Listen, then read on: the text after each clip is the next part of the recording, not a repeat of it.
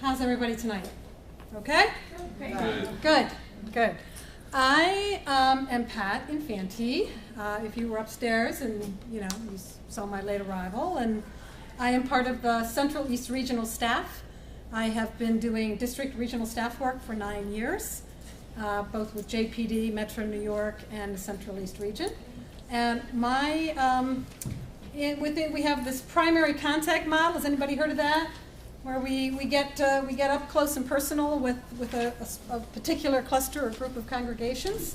So I have a primary cluster in Manhattan, and I work with a few of you folks here, and I have a primary cluster in Washington D.C.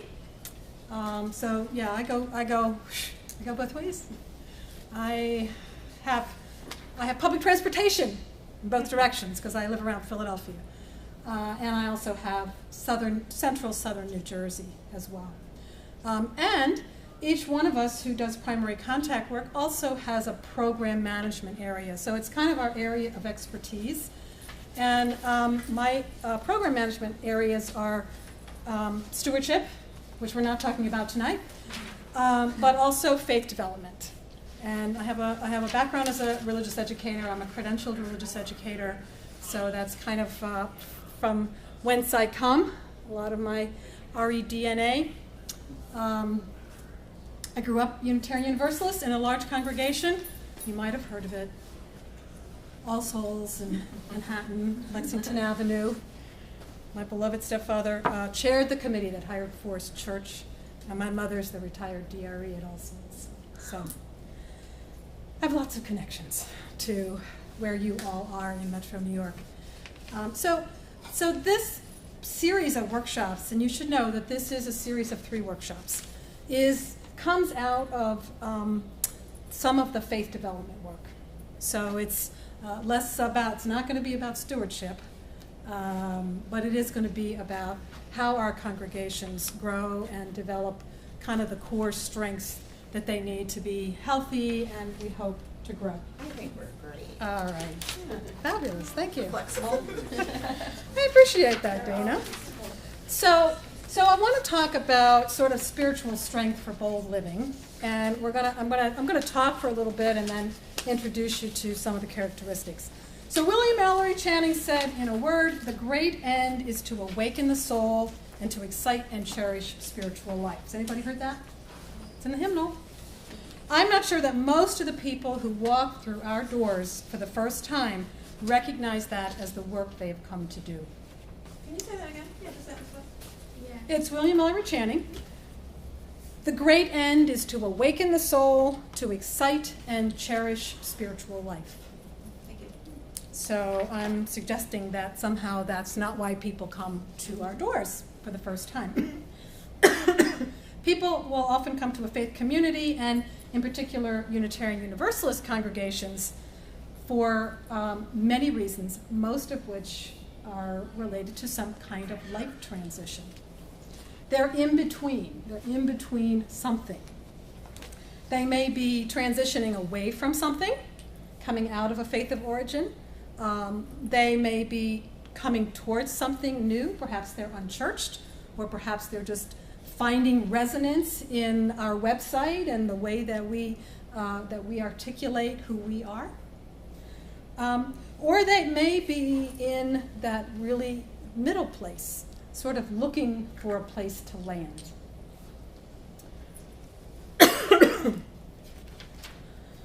So sometimes they come because they're trying something new, and for some folks it's a really, it may be a small step, coming into a Unitarian Universalist congregation for the first time, but it's often very significant for them. It may feel like learning how to walk again, learning how to breathe again, learning how to feel safe again. Some have been wounded or let down by another religious community, and so coming into a Unitarian Universalist congregation may mean learning to trust again. Whoops. Wow. Okay. We're going to just move forward. Moving forward. So sometimes folks come to us to learn how to pick up the pieces. and how to build something useful and beautiful with their lives. Because all of us are broken. Some of us in small ways, and some of us in large and unnameable, unfathomable ways. So they come to us with chips and cracks, and sometimes they're coming out of a world that's also broken. So we have big, big problems in our world, big problems in our communities, and one person isn't able to solve those problems. So they come seeking that connectedness. They come to heal. Maybe they want to join that struggle, come for the justice work, come to find folks who have a similar set of values. Let's see what's next. Oh, there's a tree next. Okay. Let's see what's next. So I grew up Unitarian Universalist, and folks often say, well, why did you continue to be a Unitarian Universalist as an adult? And, I had a lot of different ways of being connected to my faith. I was an active youth. I had a parent who was on church staff. I went to summer camp, lots of little different ways. But for me, the most significant piece really was, the impact piece for me was the relationships that I made at a time in my life when I was very vulnerable. My parents were divorcing, my grandmother who lived with us had died, and we were moving, there were so many things going on in my world, and the only thing that was a constant, the thing that offered me strength, was my faith community. So even at the age of 8 or 9, I understood that there was a strength that came from being in a faith community. So we're all connected. We're all connected to that tree. I actually just did my DNA. Has anybody ever done that? Your Ancestry.com DNA? Yeah, that's really fun. I've got I've got a couple hundred fourth cousins, which, means that we have the same great. So, the tree of life is big, and we all have sort of our place in it. And it's like a religious community in a lot of ways. So it holds us, it nurtures us, it gives us a sense of place or context in our community. There's a lot of stuff being done right now, actually some work by a minister, Reverend Alice Mann. Has anybody ever done like the growth stuff, the pastoral to program stuff? Reverend Alice Mann and wrote several of those books. She's now working on the theology of place, about how important context and place is in our spiritual lives. Let's see what's next. So, I do a lot of work in congregations. I've been doing this work for a long time, so I've probably been in and out of at least 100 or 125 different congregations. And I will tell you that, sort of that vision of a big, broad tree of life, sometimes our congregations are like little bonsai trees. They're carefully pruned, they're carefully shaped, there is a perception of perfection around them and a perception of strength. But in fact, they're really root-bound. They're small and they're root-bound.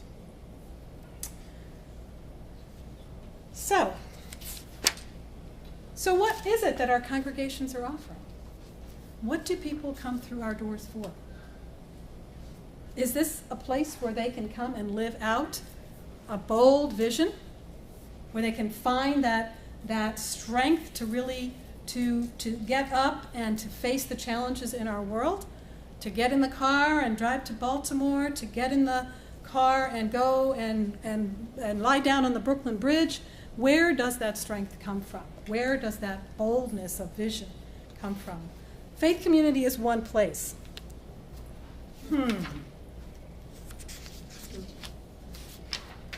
My pages are all, my notebook fell down and my pages are all out of order. That's my problem. Okay? But sometimes, no matter how much we dream in our congregations, has anybody done strategic planning? Yeah? Have you done it again and again? Has anybody done a mission vision process? Did it feel like, whoa, this is so exciting, we finally did it?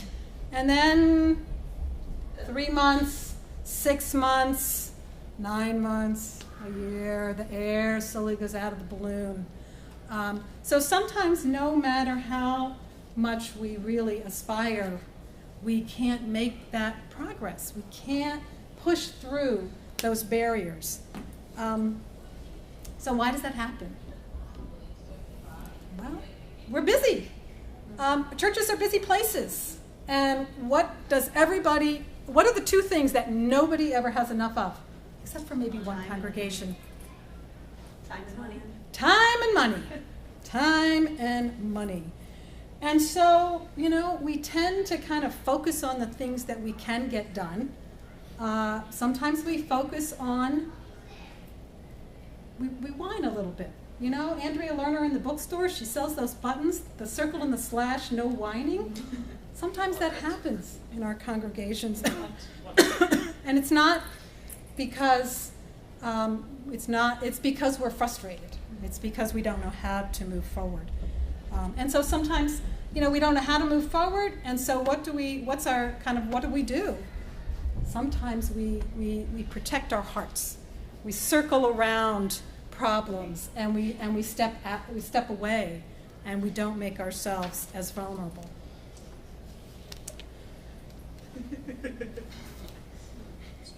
So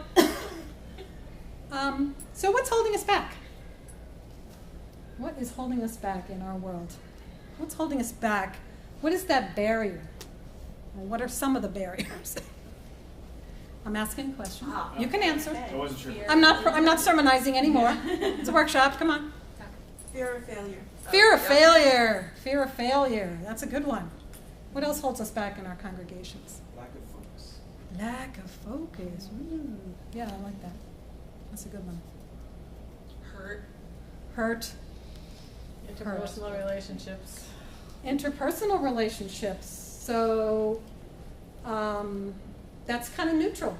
So what would be the barrier? Being in a relationship doesn't seem like it would be a problem. Some negative. So unhealthy. Negative. Aha. Certain people. Okay. Sometimes unhealthy relationships, unhealthy communication. Yeah. Something else. Yeah, sometimes that's called a fixed mindset. Ooh, I like fixed mindset. Ooh. Wow, say a little bit more about that for our group. So it's the idea that we just use what experience we have and think that that's the solution, and then are not open to the dynamics of things changing and growing. Wonderful. Great.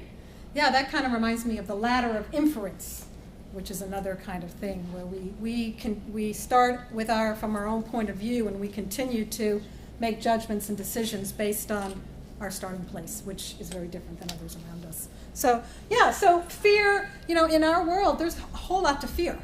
Does anybody feel that right now? There's a lot of stuff that's going on, and there is a lot of fear in congregations, and fear sometimes is one of the single biggest challenges that we have in faith community.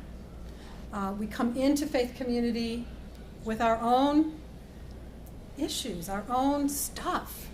Sometimes it's good stuff. Maybe we're coming as a new family with a new baby, and we want to kind of build that extended family. So it's not always bad stuff. Sometimes we come for good reasons.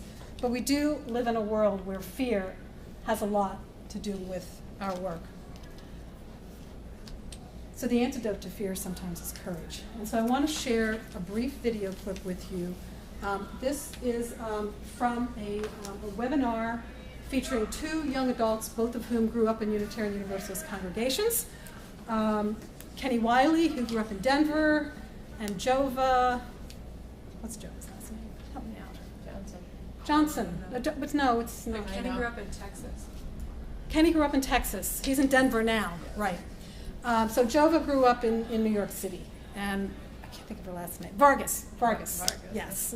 And so this was a webinar that took place that was hosted by Standing on the Side of Love. Has anybody heard of our lovely, lovely justice-making group called Standing on the Side of Love? So they hosted this, and this was about Black Lives Matters. And so I just want to invite you to listen to about 4 or 5 minutes. No, this has, through completing people in a moral, let's see what happens. we are all a part of this society, and we all are told some of the same things that this idea that racism is over, or that, you know, there's nothing to worry about, or these people who have been killed, they must have deserved it. And so I think it's challenging people in a moral way, in a spiritual way, to say that this is not as it seems in our society, and that we've been told something through media, through complacency, through a lot of things, and just doing the long, slow work of letting people know that actually we have so much more to do. And so, because I grew up, and the reason is personal, I grew up, as I said before, in comfort and with economic privilege. And so, you know, even my family, there's a feeling for some of them that racism isn't a big deal anymore. And so I get that complacency. And so I let people know when I talk to them that I understand, but that we really must challenge each other to realize that there's so much to be done. I would also say, in terms of, so just to backtrack, the question around how do we activate people who aren't wanting to be involved or are afraid to, maybe. I think that as an educator, I think a lot about that, right?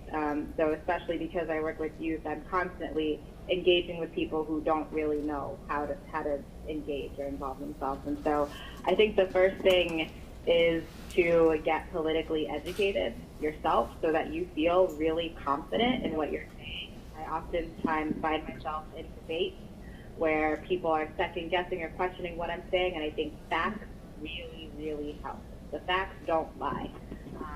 So really being able to identify, okay, if I know I'm going into a space where these people disagree, or maybe I have a loved one and I really want them to change their mind, having your facts ready, and then saying, okay, these are the facts, and how does this relate to your heart work? How does this relate to your soul work? What are the core values in your life that you think these facts and knowing all of these things sort of inherently touch upon, right? So if my core value is that I believe everybody in the humanity of everybody, then I look at the facts of, okay, every 28 hours, that means that this person is being dehumanized, right? So bridging the facts with the spiritual simultaneously, I think, really helps people get activated.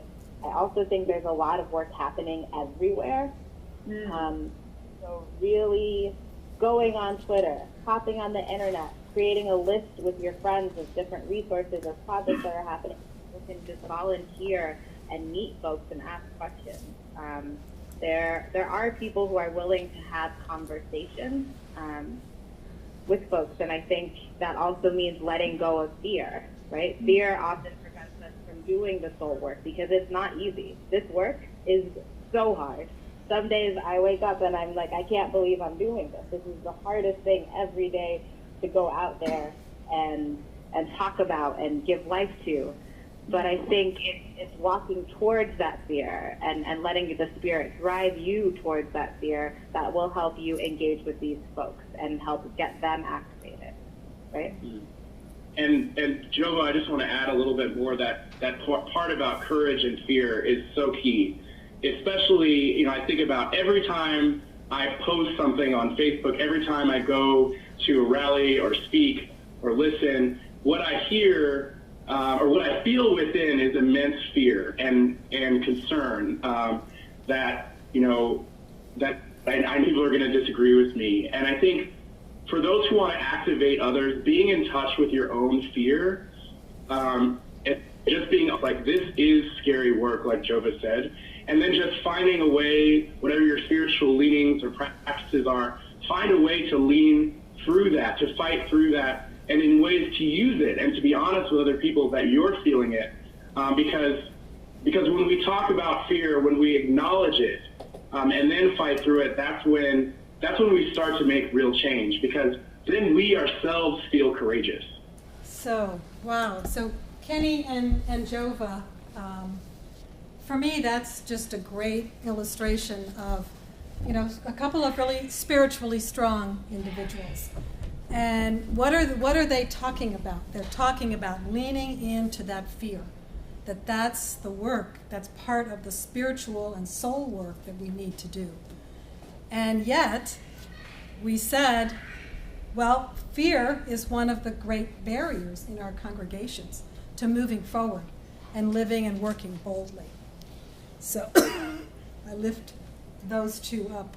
And you can watch the whole webinar if you're interested in Black Lives Matter. So here we are. We live in this society where, you know, everything is a complete dichotomy. All of our systems, everything, our political system, our economic system, our social system, everything is, there's a right and a wrong, there's a left and a right, there's an up and a down, there's an equal and an unequal. There's a lot of dichotomy. And congregations need to be part of a spiritually strong congregation, is cultivating a space where people can say, I don't know. Or, teach me, I want to learn from you. Or, let's learn together. And I'm willing to fail. I'm willing to try and fail. And I'm willing to try and fail again as many times as it takes to move forward.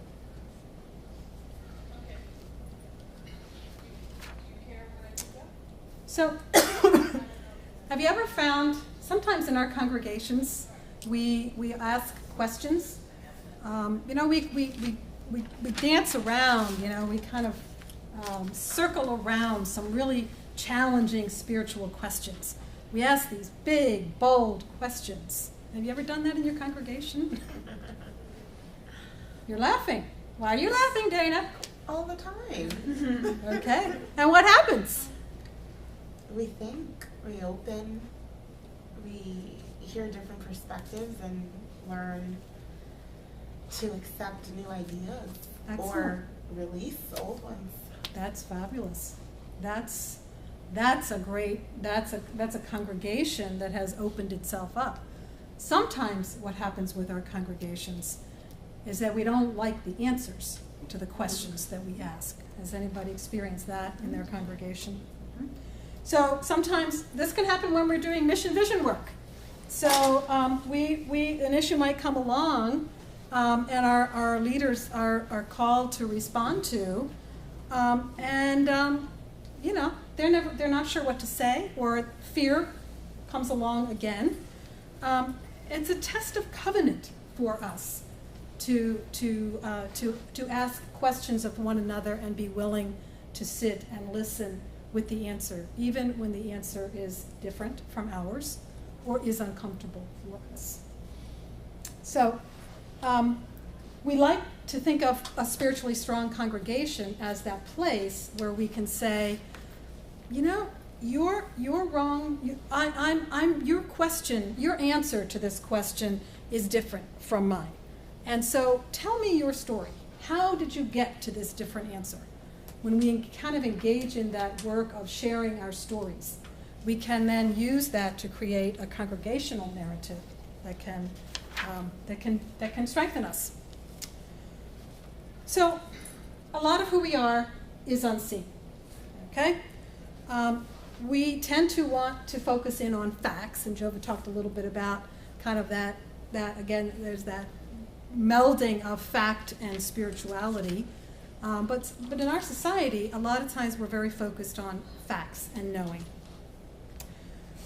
So a sign of faith or a sign of spiritual strength can be the willingness to accept that which is unseen. So, for example, you know, there's a tree. And so we are at the park and we sit under the tree and we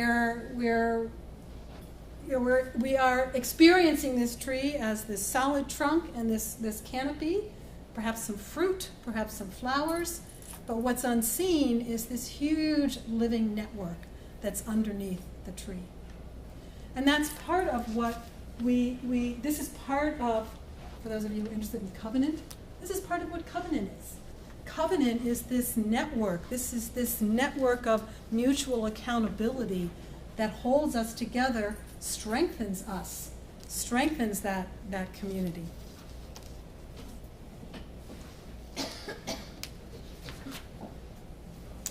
So, I don't go to the gym as often as I should. But you know, one of the things I do know about exercise is the more you do it, the better you feel. And so in our congregations, one of the things that some of us struggle with, not all, but some struggle with, is the idea of practice, of some kind of spiritual practice. Spiritual experiences really help us kind of integrate a lot of different things that are going on in our lives. And so if we are not practicing how to be open to those experiences, we may not be able to see them or feel them or appreciate them when they come to us. So spiritual practice is important. So, what does that mean? There's no place like home. There's no place like home. It's true. We have the power. We have the power in our congregations. You know, I really believe that we have the power in our congregations to transform the world. Maybe not all at the same time, but we have a lot of power in our congregations, particularly when we call on that spiritual strength. I recently took a trip to Selma with the UU group, and so there was a bus trip, and we went into Selma and we visited some of these places. We visited Brown Chapel, we visited Tabernacle Baptist, and all of these places have a place in the story of the march in Selma 50 years ago. And so I spent 3 hours holding up a wall. David was there as well. And while they did a mass meeting. And it was a fabulous event. But it was 3 hours. So in 3 hours, I had a lot of time to look around. And so some of what I saw was broken chairs in the corner. I noticed the kitchen. There was like a counter that had like a stack of like potluck dishes like people had left behind. You know, people hadn't claimed their casserole dishes left yet. There weren't enough chairs, okay, so people were standing. The bulletin boards had all kinds of stuff on the bulletin boards. And there were things like happened like 2 years ago on the bulletin board. Does any of that sound familiar? Have you ever seen that in one of your congregations? So what this kind of, the moment for me, the story for me in this is that I sort of saw all of the churches that I've ever been in this place. And I grew up in the 60s, so for me, Martin Luther King is very large. He's iconic. He was on the mall. He was telling his story to hundreds of thousands of people. He was this great, powerful world leader. And when I was in these basements where he did his speeches, I all of a sudden, really felt a sense of not only connection, but also it humanized for me the work that Martin Luther King did and that he did with his associates down there. And that gave me this great, I was so inspired, it gave me this great hope that we can do that work as well. There is no reason that we cannot do that work in our congregations. So, excuse me.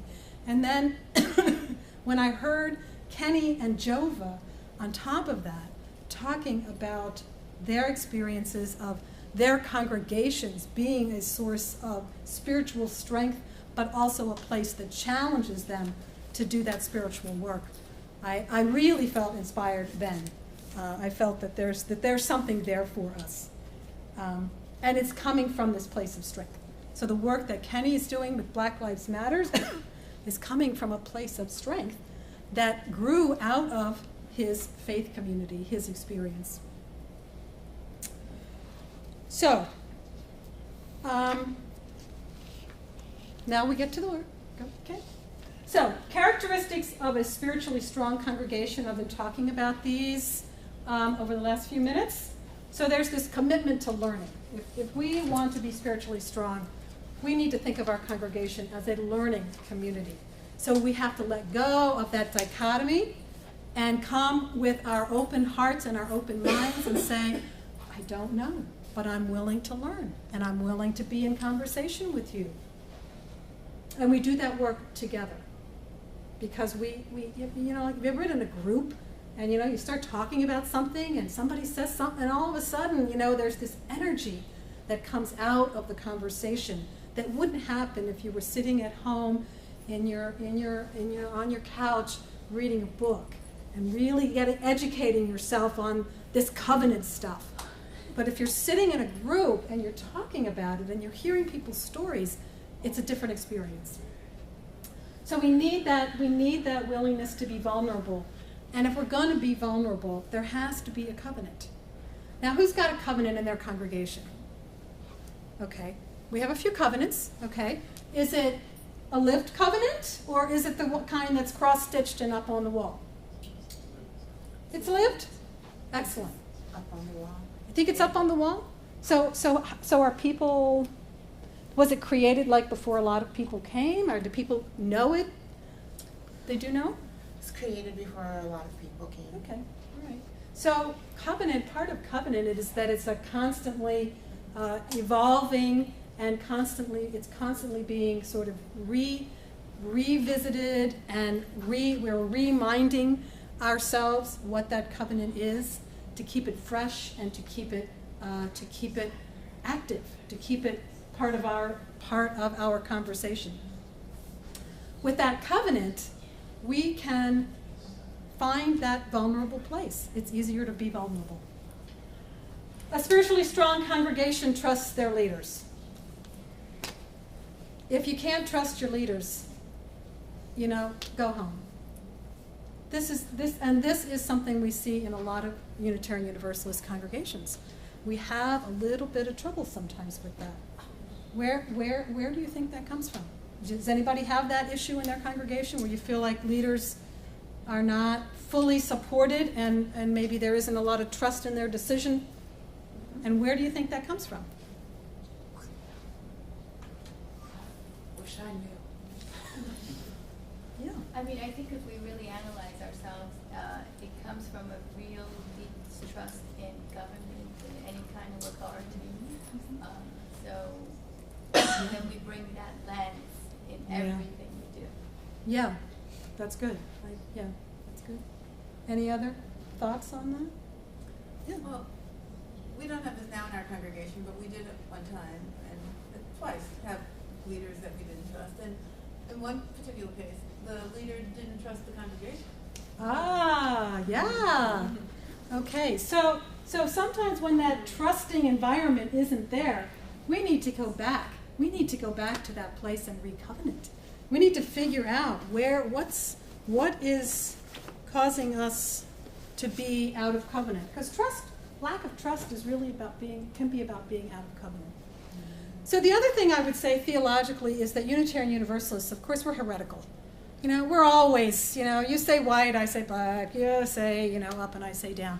So there is this piece of our history and of who we are, of pushing up against authority. If you haven't studied Unitarian Universalist history, I invite you to do that. It's fabulous and exciting and filled with great characters. But so there is a piece of it. We also have this thing that we call congregational polity. And sometimes that is misunderstood or used in a way that we do create a wedge between the elected leaders in our congregation, for example, and the leaders that we have called. We should be, you know, sharing and figuring out how we work together and in covenant. And sometimes, you know, there is that we bump up against those power and authority issues. So as much work as we can do creating healthy congregations, and we'll talk about that in a later workshop. Another characteristic is curiosity. And so curiosity can play out in so many ways. It plays out in how we experiment. We experiment with programs. We experiment with worship.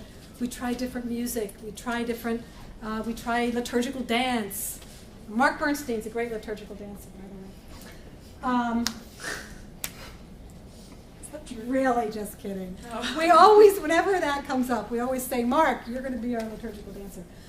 And curiosity is also about telling our stories, right? I want to know more about you, because when I keep hearing this, I don't know if somebody said it or if it's just this great mantra that the world keeps repeating. If you know somebody's story, you can't hate them. I'm not sure that's entirely true, but I keep hearing that. I hear that on the radio and in news. So if we hear somebody's story, maybe at least we know why we don't like them, maybe. But hopefully we're able to also find common ground. Openness to what is unseen and not known. And this one's hard for us.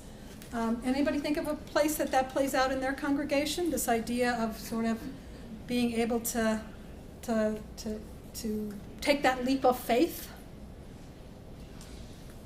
Yeah. Some of it is, at least in some congregations, real beef with any kind of religious sounding language. Yeah. And if you don't have, I think if you don't have ministers who can, lovingly and carefully walk a congregation through that kind of healing process, you're screwed. Yeah. Absolutely. Yeah. Definitely. And that also, the next one is engagement with difference, is being able to engage in that covenantal place with folks who have a different point of view, a different theological understanding. There are many ways, a different cultural, racial background. There are many different ways that we need to engage with our different stories in congregations if we're going to be that strong tree trunk that we hope that our congregations are. And spiritually strong congregations are resilient. A spiritually strong congregation can weather transition. Our minister just left. We're going to have an interim, and now the music director quit. Some congregations just fold, or they get into places, into conflicted conversations when those things happen. But if we have a sense of ourselves as a strong organization with a strong core, we can build that resilience. So, what I want you to do, I'm going to invite you to do a little thing that'll keep you awake for the next 10 minutes or so, and then we're all going to go off to the reception. I'll just send a few of these back. So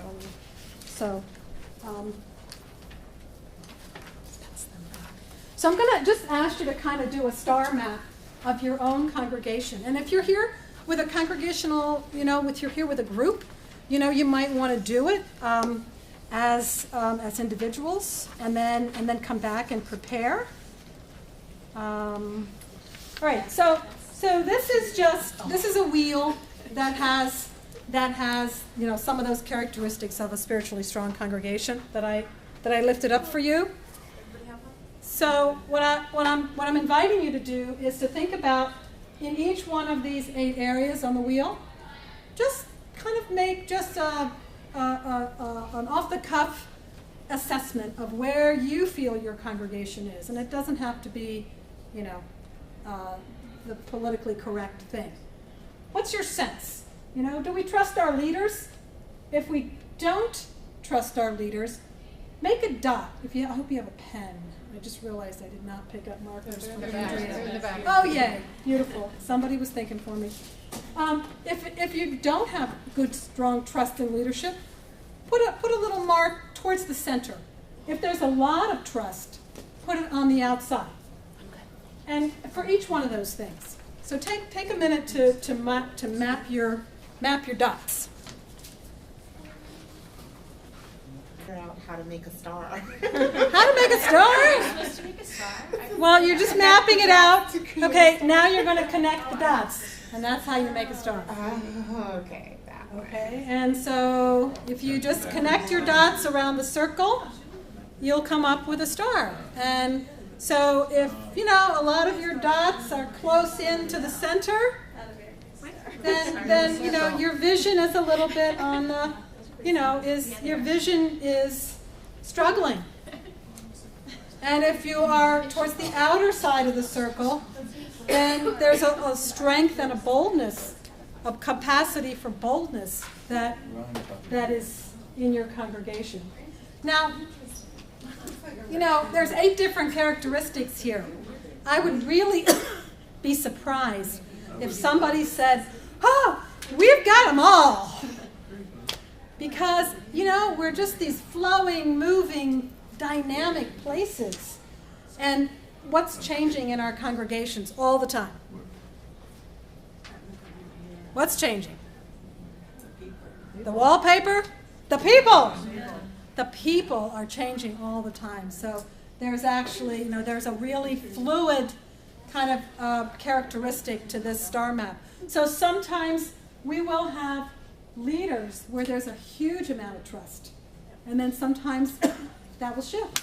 Either trust is broken or new leaders come in who haven't successfully built trust yet. It could be that we struggle around the resilience piece. That we have, maybe we sort of have this threshold. And below here, we're good, we're strong. But when we get up here, we struggle. So those things can shift. They can shift. But each congregation, there are ways that we can help build your capacity in each one of these areas. And so that's what we're going to do kind of in the coming workshops for those of you who might be coming back. So, just take a minute, if you have a congregational group and you want to chat with one another, do that. If you are here as a single, just turn around and gather in a group of 2 or 3 and just, kind of what insights did you find?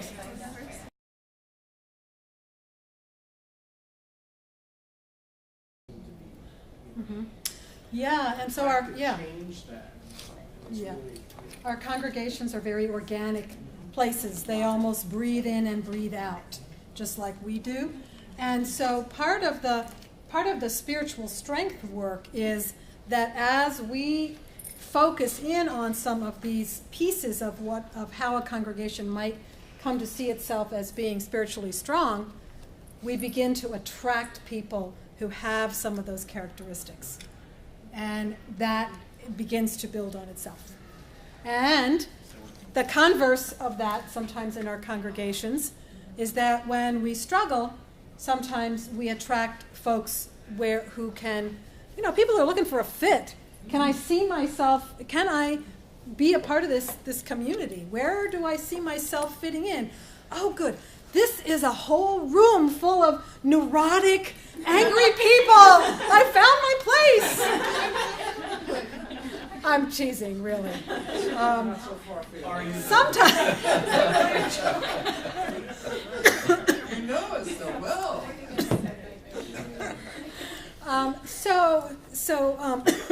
Because we are breathing in and breathing out, there is a capacity for us to change. And there is a capacity for us to say, we really want to work on curiosity. We really want to focus in on how we listen and how we engage with one another. And maybe we want to be curious about other kinds of programming or other ways of doing worship. We want to experiment. And we get away from that fear and that dichotomy of right and wrong and failure. Our congregations are places to kind of experiment with our life. Because when we get out into the real world, the world beyond our beloved community, sometimes it's not as forgiving. So, so I want to just go back for a second and say, I talked about fear And I just want to make sure that nobody leaves the room thinking, well, if my congregation is afraid, or there's fear of loss, or fear of, not having enough resources, that there's nothing wrong with your congregation if you're feeling that. I just want to make sure that nobody hears me saying that I'm condemning or judging. Fear just is. It's not exactly neutral, but it's there. It exists in our world in large measure, and our congregation can't. It's a porous wall, and so the fear leaks in from outside. I just wanted to clarify that and make sure that folks didn't think I was saying if you're fearful, you're bad. Well, especially because. So just to get back to Patsy's, saying what can you do if people are breaking covenant. So, there are policies, and there are committees on ministry, but some of the other work that you can do is create listening circles, and do that on a regular basis. That we are talking to one another about some big ideas, fairly regularly. Some congregations, anybody doing listening circles on a regular basis? Have you done them? You're shaking your head. Well, we use them as stakeholder meetings. Okay, stakeholder meetings. So sometimes I have some congregations that have, they've really experienced a lot of trauma. They've been through a lot of really challenging things. They had a minister, and then they got a fabulous new minister who, of course, was snapped up. And then they got another minister who only stayed a year. And so they're really hurting. And so they scheduled a series of listening circles. And they created like 2 or 3 questions. And they were no more than 8 or 10 people. And they were facilitated by leaders in the congregation. And they just gave everybody, everybody can't have their say in a congregational meeting. Right? So sometimes we get a little overly anxious, overly zealous about the democratic process in our congregations, but sometimes the conversations really need to happen at that relational level, in that relational place. And so sometimes having those listening circles, people can feel heard, because sometimes the people who are acting out, if they're not, mentally ill, if they're not just overwhelmed by other places of their life, it's because they don't feel they're being heard, or because a decision has been made that they feel that they didn't have, that they were powerless in, or that they had no particular say, they didn't get a vote. And so if we provide that place for people to have those, to be heard and to have those conversations, small group ministry is another place. And these are sort of, preventative measures. These are not things that you necessarily want to do when things are really hot, when people are really upset. But we'll talk about that, we're going to talk about that tomorrow. That actually will come up tomorrow. So I think time-wise, tell me where I am. 5 after 9. I think we have until 9:15. I'm just going to keep you for I'm going to keep for about 5 more minutes. I just want to talk a little bit about the faith development piece.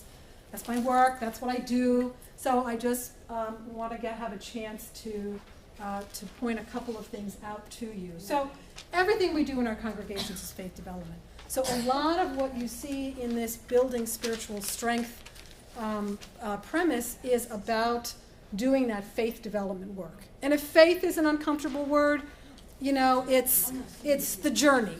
It's the spiritual development, faith development. It's the road I'm going down. So there's a lot of theories about faith development, and they're very neat.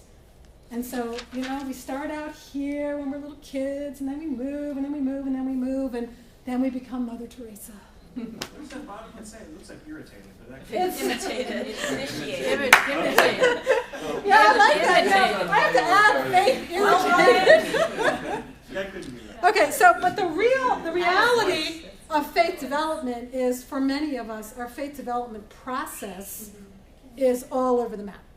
And one of the things that happens particularly in Unitarian Universalist congregations, more so than your average Methodist or Presbyterian congregation, is that people come in either maybe unchurched or maybe having grown up in a different faith. And so we don't come in as blank slates. So the work that we're doing with our children is really different than the work that we're doing with our adults. And sometimes the piece that we miss in our congregations is sort of the unlearning and the relearning that needs to happen to really understand what our faith development journey is about as a Unitarian Universalist. So, you know, we grow our spiritual strength in lots of different places. Of course, we do that work on our own. We do that work at home with our family. We do that work in small groups, like a small group ministry. We do that sometimes in large groups. We learn, you know, lectures and even annual meetings, we learn. We do that work in worship, in celebration. And we do that work beyond our walls. We do that work when we take our faith out into the world.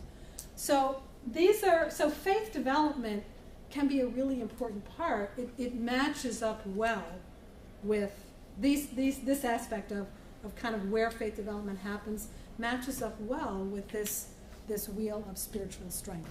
So I think that's all I have for you. What has your journey been? Questions? Sure.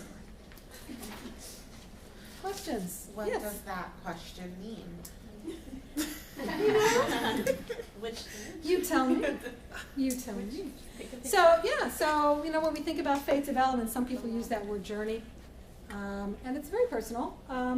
So for some people, you know, it's the blue boat home, you know, just sort of sailing through the world. For some people, it's this unfolding. It's this, you know, this center is coming out like a flower. For some people, it's a pretty darn straight line. And I'm going to start here and I'm going to end there. And I'm probably on the finance committee, by the way. For some people, you know, they've got a North Star. They have, you know, a real sense of call or purpose in their life. And that, you know, is really, that's kind of what guides their journey. And sort of what happens along the way is less important than really feeling connected to something larger. So, you know, when I actually have another workshop that I sometimes do on adult faith development, and one of the things that we invite people to do is to kind of find your own metaphor. What is your metaphor for your personal journey as a religious or spiritual being? So I will leave you with that homework assignment to think deeply about what your metaphor might be. So that's it. I'm going to let you go. Thank you. Thank you. Yeah, it was fun. Thank you. I appreciate your forbearance as I needed a few minutes to kind of settle in and get over my Day. day. That's it. That's it.